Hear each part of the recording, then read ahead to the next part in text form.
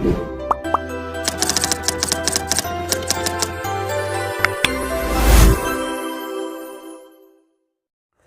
Hello നമസ്കാരം. Page 3 അക്കാദമിയുടെ പുതിയൊരു വീഡിയോയിലേക്ക് ഏവർക്കും സ്വാഗതം. ഇന്ന് നോട്ടിഫിക്കേഷൻ LP-UPയുടെ നോട്ടിഫിക്കേഷൻ വന്നിട്ടുണ്ട്. അപ്പോൾ നോട്ടിഫിക്കേഷൻ വന്നു, ഇനി സമയമില്ല. ഓൾറെഡി കുറേ ദിവസങ്ങളായിട്ട് നമ്മൾ LP-UP മാരത്തോൺ എന്ന രീതിയിൽ, കുറേ മാസങ്ങളായിട്ട് നമ്മൾ LP-UP മാരത്തോൺ എന്ന രീതിയിൽ ഓരോ ഭാഗങ്ങൾ ഇങ്ങനെ പോയിക്കൊണ്ടിരിക്കുകയാണ്. ഇപ്പോൾ കുറച്ചായിട്ട് മൾട്ടിപ്പിൾ ചോയ്സ് ക്വസ്റ്റ്യൻസും പ്രീവിയസ് ക്വസ്റ്റ്യൻസും അതുപോലെ തന്നെ മോക്ക് ടെസ്റ്റുകളൊക്കെയാണ്. ഇന്നിപ്പോൾ ഞാൻ വന്നിട്ടുള്ളത് മോക്ക് ടെസ്റ്റാണ്. നിങ്ങൾ ചോദിച്ചത് പ്രകാരം ഭരണഘടനയിൽ നിന്നുള്ള വളരെ ബേസ് ആയിട്ടുള്ള കുറച്ച് ചോദ്യങ്ങൾ. ഈ ചോദ്യങ്ങൾക്ക് നിങ്ങൾ ഫുൾ മാർക്ക് വാങ്ങാൻ നിങ്ങളെ കൊണ്ട് കഴിഞ്ഞിട്ടുണ്ട് എന്നുണ്ടെങ്കിൽ നിങ്ങൾ പോകുന്ന റൂട്ട് കറക്റ്റാണ്. വളരെ കോൺഫിഡൻറ്റോടു കൂടി തന്നെ പോവുക. ഇനിയും ഒരുപാട് പോകാനുണ്ട് എന്ന കാര്യം ഉൾക്കൊണ്ട് എന്ത് ചെയ്യുക, മുന്നോട്ട് പോവുക, പഠിക്കുക, സമയം കളയാതെ മുന്നോട്ട് പോവുക. ഓക്കെ, എന്തായാലും 4-5 മാസം നമുക്ക് സമയം കിട്ടുമെന്ന് പ്രതീക്ഷിക്കാം.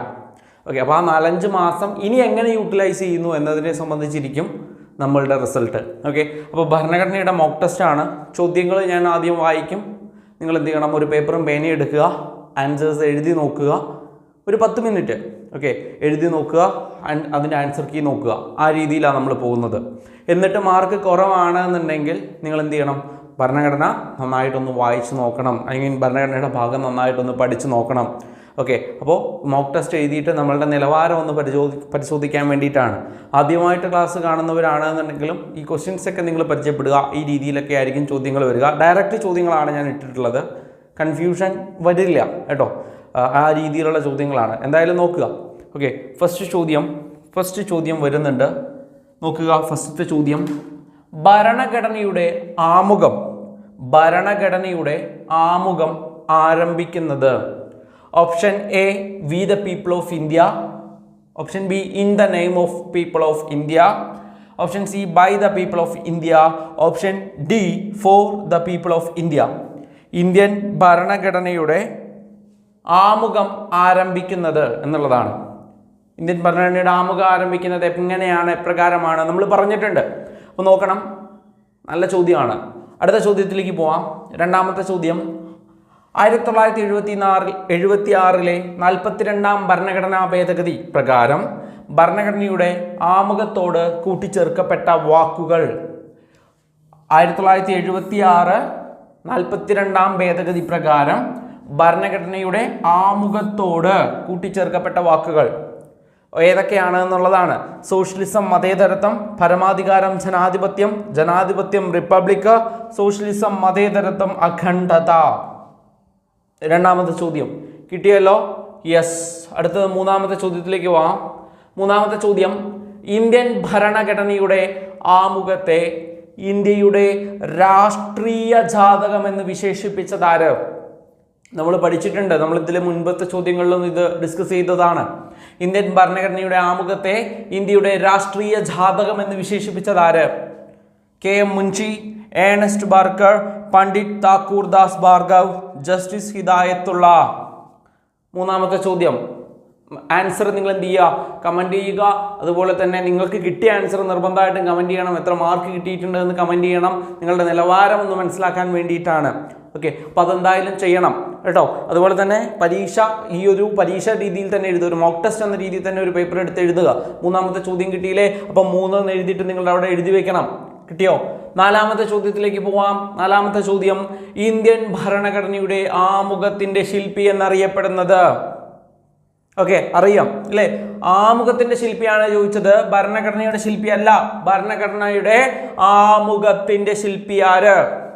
Ambedkar, Sardar Vallabhbhai Patel, Jawaharlal Nehru, doctor S Radhakrishnan. 4 option കിട്ടിയില്ലേ? ഇതിലേതാണ് എന്നുള്ളത് നിങ്ങൾ എന്ത് ചെയ്യുക, കമന്റ് ചെയ്യുക. അതുപോലെ തന്നെ എഴുതി വെക്കുക. അഞ്ചാമത്തെ ചോദ്യം, ഇന്ത്യയുടെ ഭരണഘടനാ നിർമ്മാണ സമിതിയിൽ മൗലികാവകാശ കമ്മിറ്റി തലവനായിരുന്നത്. ഭരണഘടനാ നിർമ്മാണ സഭയിലെ മൗലികാവകാശ കമ്മിറ്റി തലവനായിരുന്നത് ആര് എന്നുള്ളതാണ് ചോദ്യം. Okay, JB Kripalani, Sardar Vallabhbhai Patel, HC Mukherjee, doctor Rajendra Prasad എന്നിങ്ങനെയാണ് ഓപ്ഷൻ. കിട്ടിയോ? അഞ്ചാമത്തെ ചോദ്യത്തിനുള്ള ഉത്തരം എന്തായിരുന്നു? ചോദ്യം ഭരണഘടനാ നിർമ്മാണ സമിതിയിൽ മൗലികാവകാശ കമ്മിറ്റി തലവൻ ആര്? മൗലികാവകാശ കമ്മിറ്റി തലവൻ. അടുത്ത ചോദ്യം, ആറാമത്തെ ചോദ്യം, മൗലികാവകാശങ്ങളുടെ കൂട്ടത്തിൽ നിന്ന് സ്വത്തവകാശം നീക്കം ചെയ്യപ്പെട്ടത് ഏതു ഭരണഘടനാ ഭേദഗതിയിലൂടെയാണ്? എത്രാമത്തെ ഭരണഘടനാ ഭേദഗതി അമെൻമെന്റ് പ്രകാരമാണ് സ്വത്തവകാശം മൗലികാവകാശങ്ങളുടെ കൂട്ടത്തിൽ നിന്ന് ഒഴിവാക്കിയത്? എത്രാമത്തെ ഭരണഘടനാ ഭേദഗതി? 1976 42-ാം ഭരണഘടനാ ഭേദഗതി, 78 44-ാം ഭരണഘടനാ ഭേദഗതി, 2002 88-ാം ഭേദഗതി, 1988 61-ാം ഭരണഘടനാ ഭേദഗതി. നോക്കണേ, ആറാമത്തെ ചോദ്യമാണ്. ഏഴാമത്തെ ചോദ്യത്തിലേക്ക് പോവാം.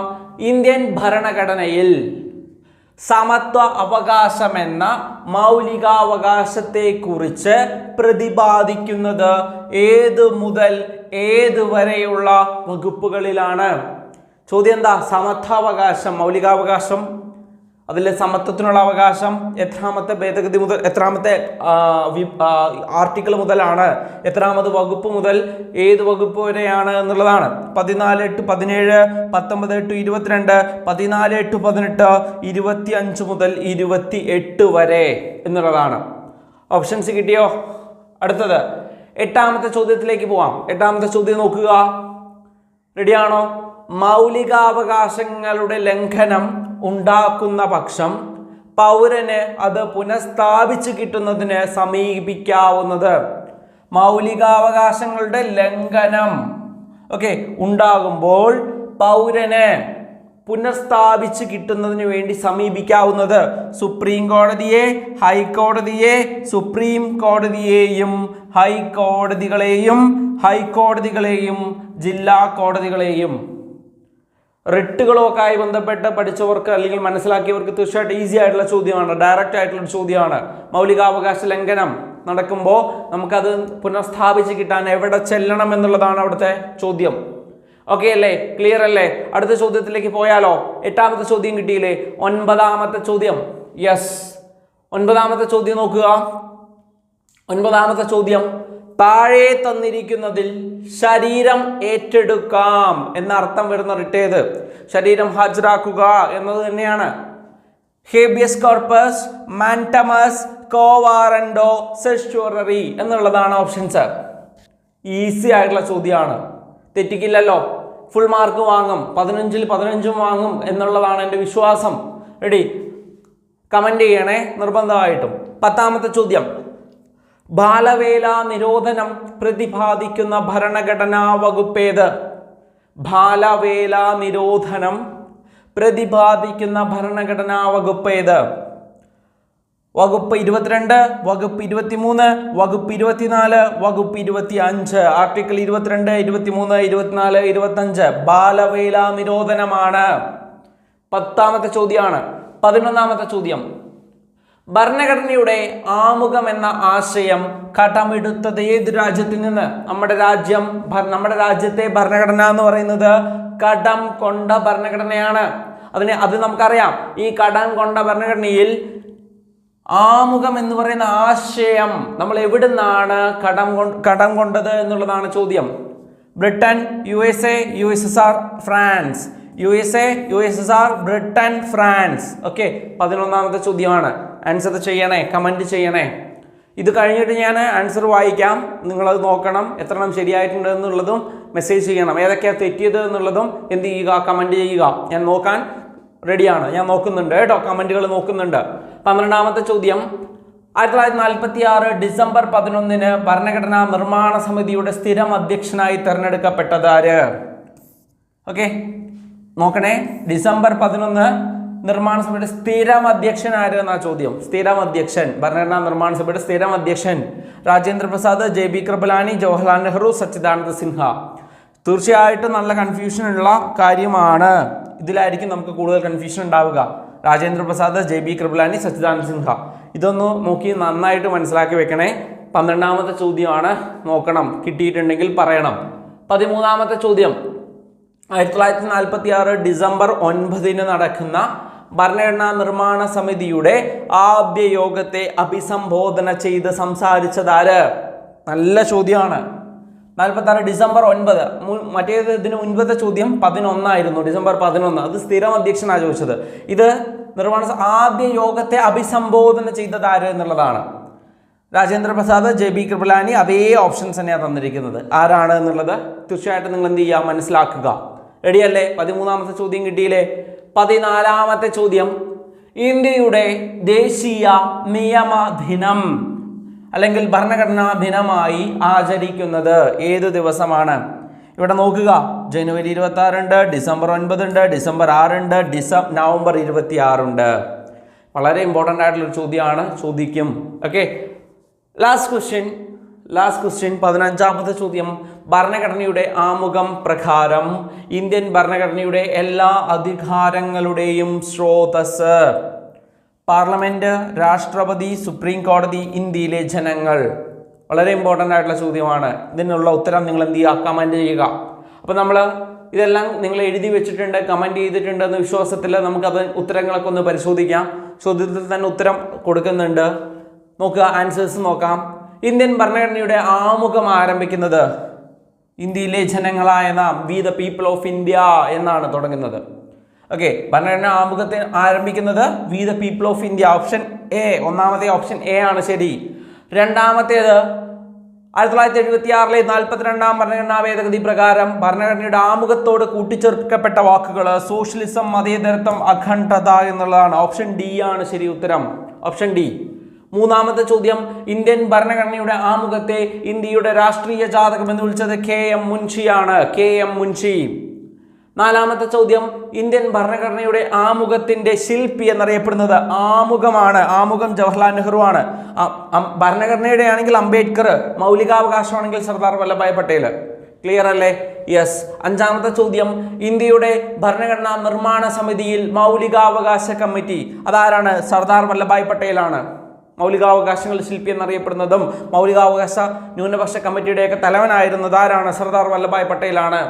ആറാമത്തെ ചോദ്യം, മൗലികാവകാശങ്ങളുടെ കൂട്ടത്തിൽ നിന്ന് സ്വത്തവകാശം ഇപ്പം ഇല്ല. സ്വത്തവകാശം മൗലികാവകാശമല്ല, അതിപ്പോൾ ഒരു നിയമാവകാശം മാത്രമാണ്. അതിനെ നീക്കം ചെയ്തത് ഏത് ഭരണഘടനാ ഭേദഗതിയാണ്? 1978 44ാം ഭരണഘടനാ ഭേദഗതി. 76 42ാം ഭരണഘടനാ ഭേദഗതി ആമുഖം ഭേദഗതി ചെയ്തതാണ്. ഇതാണ് നമ്മൾ എന്തെന്ന് പറയാം, മിനി കോൺസ്റ്റിറ്റ്യൂഷൻ എന്ന് പറയുന്നത്.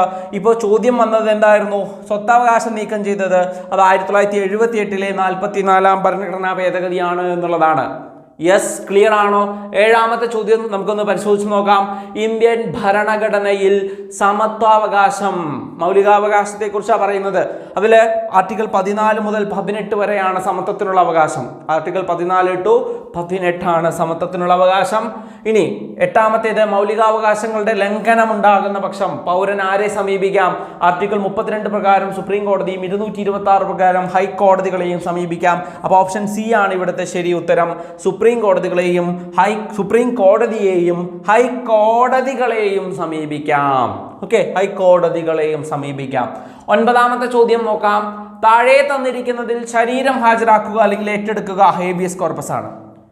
ഒരുപാട് തവണ പറഞ്ഞ കാര്യമാണ്. പത്താമത്തെ ചോദ്യം, ബാലവേല നിരോധനം പ്രതിപാദിക്കുന്നത് ആർട്ടിക്കിൾ 24 ആണ്.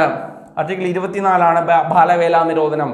ഓക്കെ, അടുത്തത് 11ാമത്തെ ചോദ്യം, ഭരണഘടനയുടെ ആമുഖം എവിടെ നിന്നാണ്?